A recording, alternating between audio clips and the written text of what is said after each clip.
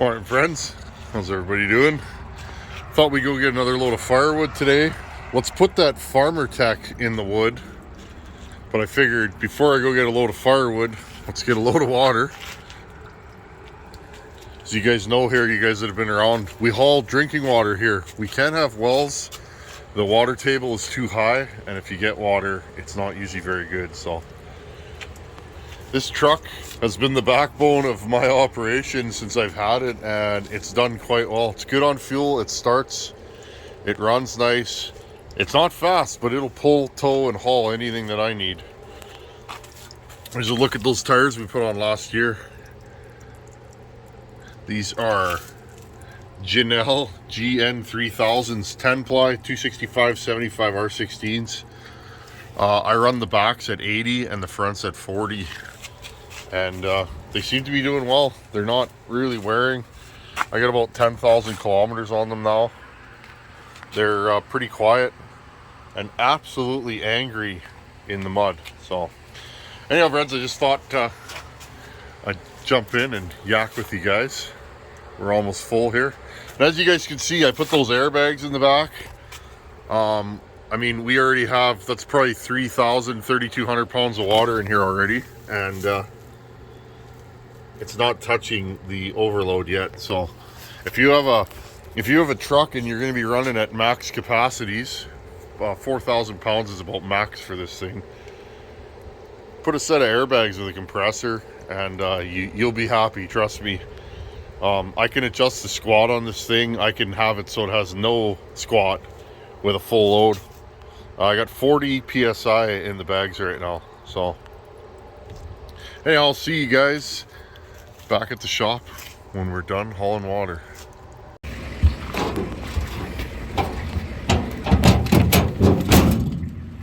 Every old truck, you gotta have just the right jiggle to open the tailgate.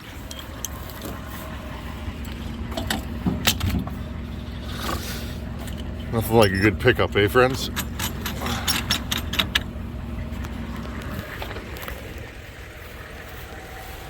This is where we store the water, in here.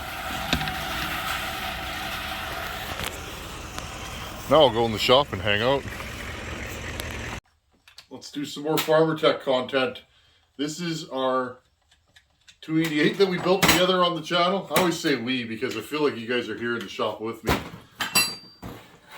This is the kit saw that we assembled that does not oil. It runs amazing. I think this one might run slightly better than the one that was donated to the channel, but the one that was donated to the channel actually oils. So, you know, you could actually cut wood with it. So I think perhaps we should see today if we can get this thing oiling. I want to go cut some firewood with these, and I'd like to go with both of them and just run them. Two Farmertecs, and see what we can make of these two saws. If they run the same or different. I'd really like to run them back to back. So pulling the top cover off, I just want to have a look, see, make sure everything's good, and then let's get this saw ready to rock and roll. How you guys doing today? I'm having a good day, getting some yard work done. Nice to be outside. I was working on a 1-month-old this morning. The service tank came in on her. Rough idle, some bottom end leakage, and some congested porting in the top end. So I had to do a little work to her. That's baby Charlie. Friends, I love being a dad. Oh my God. Oh my God, do I love being a dad. That little girl is just, oh, wow, what can I say? Anyhow, friends, I could go on and on about my daughter. She's just awesome. She's the cutest thing I've ever seen. And I'm sure your guys' daughters are the same way. Okay, pull that off. Let's get our piece of rope. You guys know I always use rope to slow or to stop the piston. I didn't use enough rope there. Okay, I'm gonna bring you guys in. Let's have a look-see. I always use rope because it's available, it's around, and it won't damage anything. I have dinged piston tops with piston stops before. So I don't like that kind of stuff. See how tight this is. This saw has never been in the wood. Oh yeah, she's tight. Give me a second here. There we go. This on here. Okay. It's nice when they're new. I don't work on new saws very often. Okay, so what I'm going to do today is I have, from my parts stash, ready to go here, I have an old ratty looking OEM oil pump. I don't know if it's going to fix the problem. I don't know if this pump's any good. I don't know where it came from. It moves nicely, so let's pull the oil pump off this thing and see if we can fix it.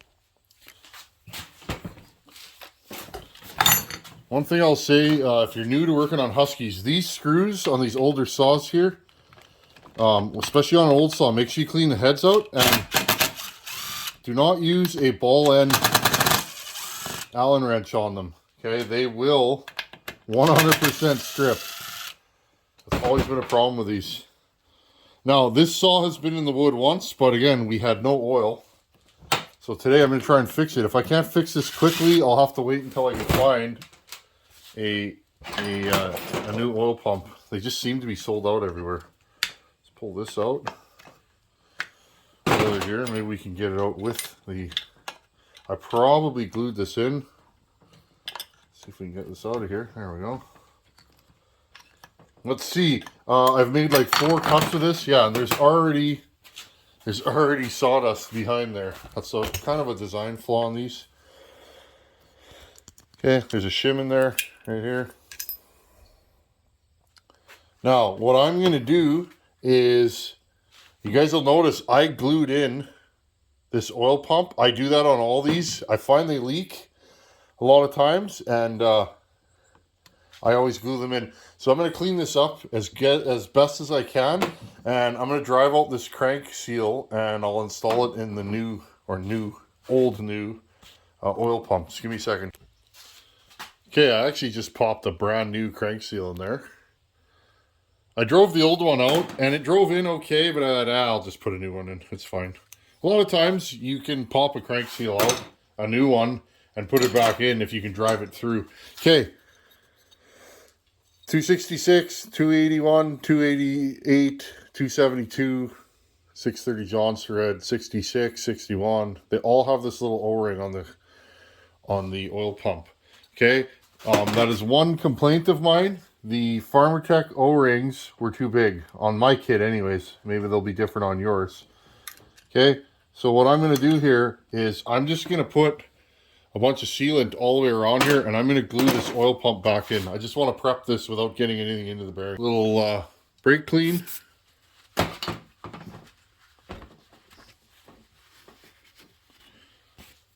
Okay, wipe my finger off. Now I'll take some sealant. I always do this with these. It's a little bit of a pain sometimes when you go to take the oil pump off, but they always come off, and you'll never have an air leak here. And if it's a 266 and it has the crank seal carrier on the other side, on the flywheel side, I'll do the same thing. Those ones usually leak bad because they're plastic. And just a little tip. I'm going to wipe all the extra. I usually gob this in here pretty good. Keeping it out of the inside, making sure none will get into the bearings. But you do this and chances are you won't have a leak, okay? Let's install this. Okay, now you notice there's a little step on the crankshaft. There is actually a factory tool for this. I do not have them though, so... If you push this right down, what'll end up happening is you'll fold the crank seal inside out, and you'll actually take that little spring off of there. So, and then your crank seal will leak. And usually, if you run the saw like that, it'll just tear the crank seal up. So, piece of plastic, and I just make a little cone. hold it in there. Now, if you got big mitts like me, this can be a daunting task because it's really hard to fit my hand. Yeah, okay, I'm gonna have to make a longer one. I can't get my hand down there in this. Give me a sec. Okay, I just made a longer one. Oh, I just gotta get this into the crank seal. Man, I fumble with these often. It's good though. If your crank seal slips over that lip, your crank seal's too loose. And it probably needs to be replaced. That's a good indicator of a bad crank seal on any saw with this kind of setup. Okay, push it all the way down until it seats and then pull that out. Okay, that's the way I do it. This is just from a piece of packaging. It's thin but rigid. You don't want it too thick because then when you go to put it back on, often it won't pull out of the seal. So another thing I do on these, I don't know if it's necessary, but I always do it. We're all creatures of habit, aren't we? I put a little sealant on the bolts. I believe these bolts go right through. And again, another source of an air leak. I always tend to do this with my oil pump bolts. Okay, let's put these back in. Again, real carefully. I don't reef them down. It's not necessary.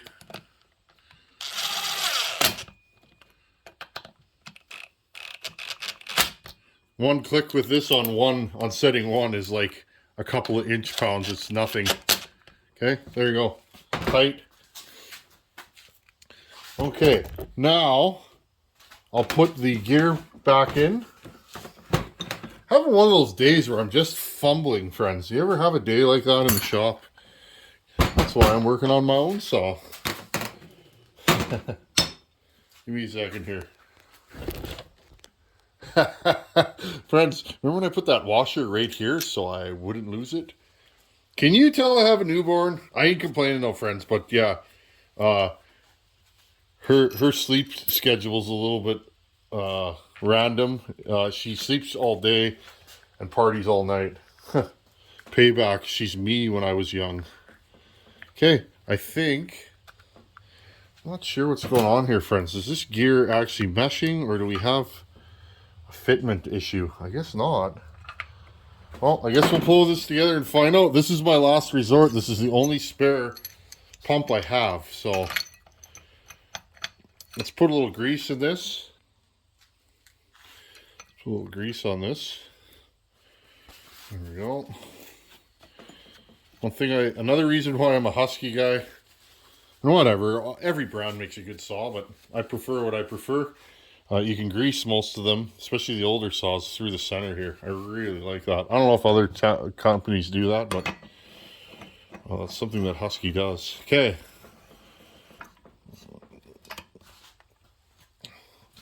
Now all I'll do with this is zing zing, okay, just to snug it down right here. And then when I fire the saw up, I'll blip the throttle and put the chain brake on. Okay, I'll make sure it's not going to fall out. Okay, we're good to go. Bring you back here. Just having fun today, friends. These kits have been fun. You know, I spend so much time chasing horsepower and that kind of stuff. It's nice once in a while just to putter, you know, on something like this. On a stock saw, a kit. It doesn't really matter whether it wins or loses. It's just fun. I'd like to have this thing good to go. Like for you guys out there, I would like to have this saw as a viable option because I live in an area where there's not a lot of big saws, you know, and if there's not a lot of big saws where you live, it's hard to find them used, new, or blown up or anything. You just can't get your hands on them. So now you're buying saws online and traveling, you know, which is fun too, but it's like, it's nice to be able to buy a saw in real life, put it in your hands, and see what you're getting. But often you just can't find one. Well, maybe you need a bigger saw. Maybe you're getting into some bigger wood. Where I live, the wood isn't giant. So, you know, there is big wood here, friends, but I don't cut a ton of it. I cut firewood, and a lot of the firewood I cut, I like stuff that's nicely handleable. And a lot of the stuff I cut, I don't have to split, which is beautiful. But sometimes I need a bigger saw, and it's like, it's hard to purchase a new saw to do that kind of work. So for the occasional user, maybe these are good. Maybe these are going to end up being good for somebody that cuts all the time. If you're mechanically inclined, I'd already say just buy one of these. They're not bad. This kit is so close to OEM in my hands that it's hard to tell sometimes. Okay, let's put this on. Let's put this on here. And in fact, friends, 288s and 281s, especially 281s, are one of the most common saws here. They sold a lot of them in the 80s. Firewood guys had them. You know, for blocking up bigger wood, typically a guy's going to have a 281 around here. That's what you'll see if you see any of them. Okay. Will it oil? Just going to get the chain brake, give it the old clutch chain brake tightening. And then let's see if this thing oils. We're going to go outside and bar up a saw probably. Okay. Full choke. This thing's cold. We'll hold it.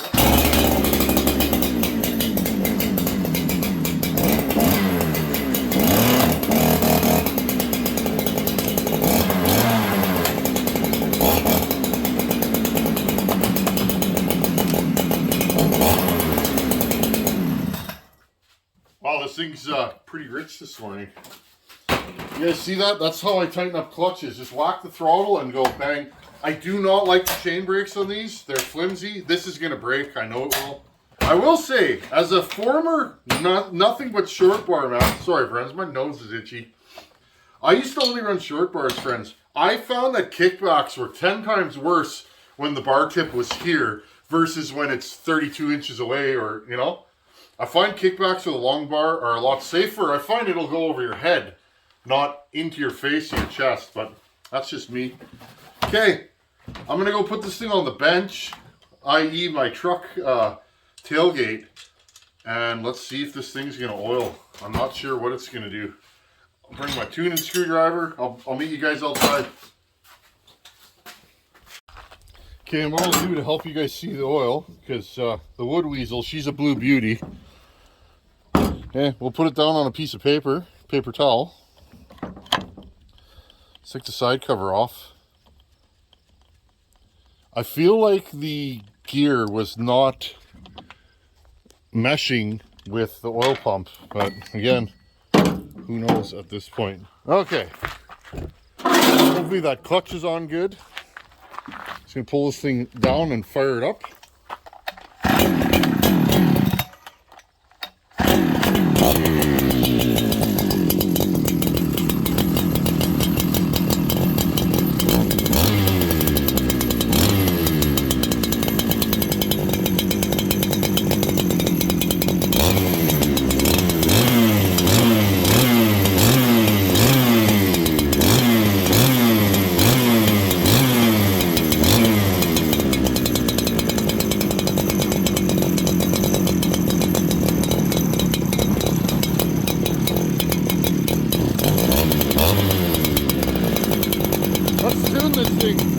But there you go. We have oil. I don't know what setting this oil pump's on. I'm guessing it's on 4. I hope it's on 4.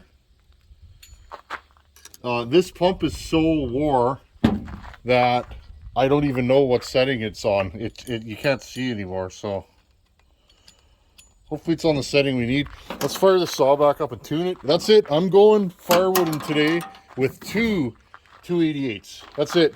We're going to cut firewood with these things. The job does not require 2 90cc saws, but we're going to do that. Try not to laugh at me, friends. Okay, give me a second here. Okay, friends, well, we seem to have oil coming out. I'm going to run it again. I got to tune this thing. It's really unhappy. It's very rich right now. It doesn't want to idle. See if I can get my screwdriver on these carb screws. They're hard to feel. I think I put that rubber piece in there. Okay, I'm going to turn the low jet in to lean it out a little bit. This thing sounds like it's pig rich, so it doesn't want to idle. Let's see. Restart on these have been good.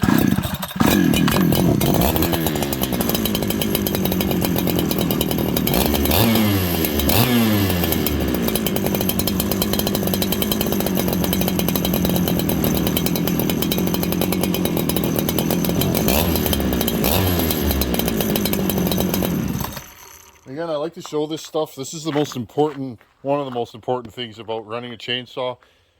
Carb tuning and sharpening. Did you hear that little stumble? Listen for it. Okay, that little stumble, it's probably lean, which means I'll turn this saw the other way around for you guys right now. Friends, watch my tuning screwdriver, what I do with it based on the jets. People have a lot of trouble with this, so I want to get this on video.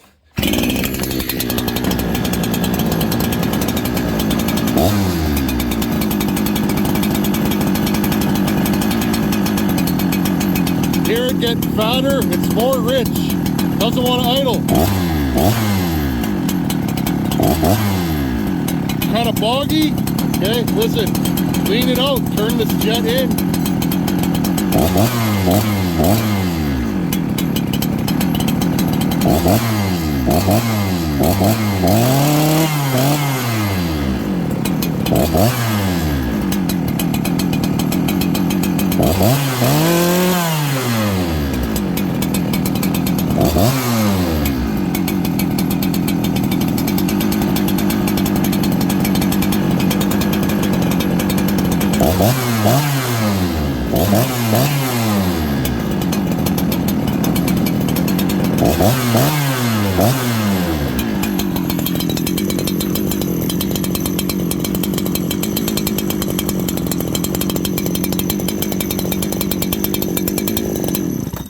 Okay, friends, so you guys see that? The saw was too rich. Okay, I couldn't get the saw to idle, so I turned the screw all the way in, or I turned the idle screw in till it would idle a little bit better. I then leaned out the low jet. I could see by the amount of smoke puffing out of this thing that it was really rich. Okay, I then leaned the low jet out until it started to idle smoother. The idle picked up a little bit and it took crisp throttle. Okay, I adjust my low jets based on throttle response. When you get it right, the saw will wick up. Okay, then once the saw started to warm up there, I gave it full throttle and it was really rich. So I then started to lean out my high jet until it was still rich, but not so bad. Okay, I then adjusted my idle so that the saw's idling smoothly and I can grab the clutch drum. Do this at your own risk. Don't get your fingers in the twirly parts. And it's not engaging. Okay, now my experience with this saw is it'll idle pretty slow. So now restart. It should start one pull. Okay, one pull.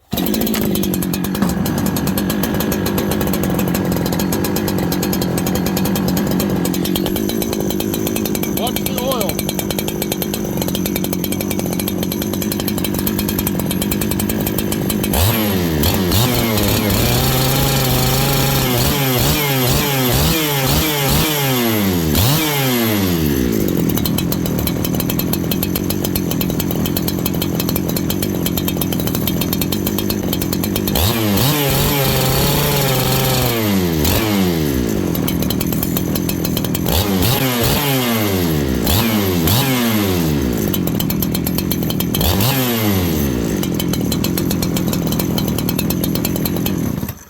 Okay, friends, I think we got this beat. It oils now. I turned the screw to the left one, and that's setting 1 for sure. When I turned it to the right, that went on 4. You can see it's dripping oil out, and I'm happy with that. I'm going to call this saw good to go.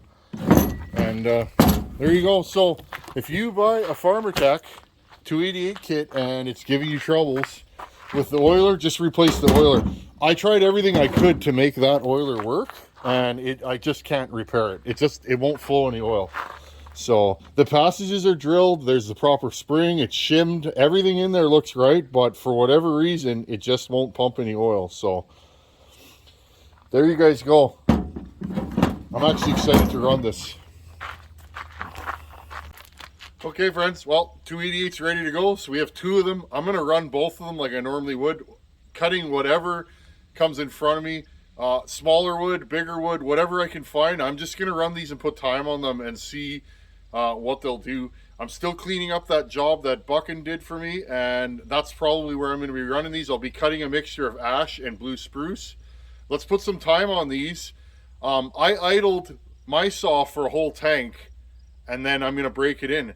The saw that was delivered, I don't think was ever started. So let's see if there's any difference in braking on a saw that's been idled and run in than a saw that's just been run in. Maybe there isn't. Anyhow, friends, thanks for watching. Take her easy. Later.